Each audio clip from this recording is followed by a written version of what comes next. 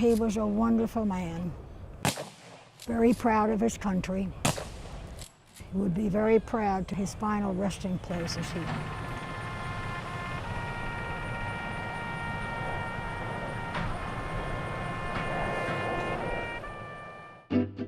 A love story that began nearly 70 years ago in Arlington, Virginia, is now ending in the same place it started.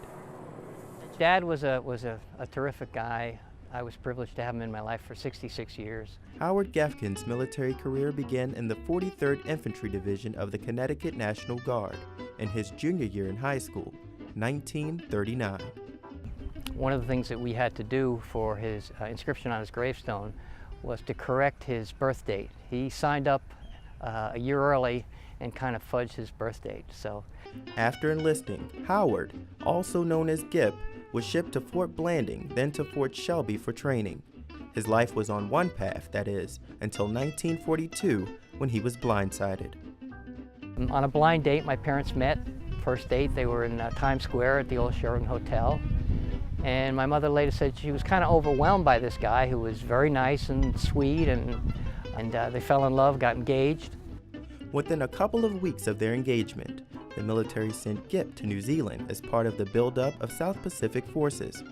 Feeling inspired by her future husband's service to his country, Mary, an X-ray technician at the time, made a patriotic choice herself. In May of 1943, she too enlisted in the Army. At the time, it was known as the Women's Auxiliary Army Corps, and then she modeled for the famous WAC recruiting poster. We were invited to a tea.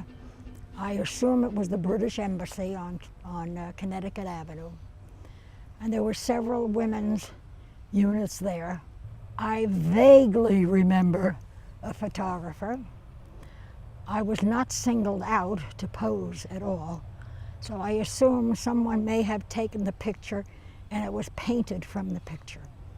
While Gip was away at war and Mary continued to make changes in her life, little did Mary know trouble was on the horizon for her fiancé in the South Pacific.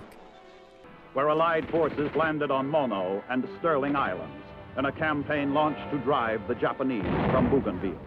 They were engaged in the Battle of Munda Airfield, they called it, and to take from the Japanese. And after a hard couple of weeks of fighting in July, they were stalemated, and on this particular day, my father and some friends were doing some reconnoitering, and a few of his comrades ahead of him were hit by sniper fire.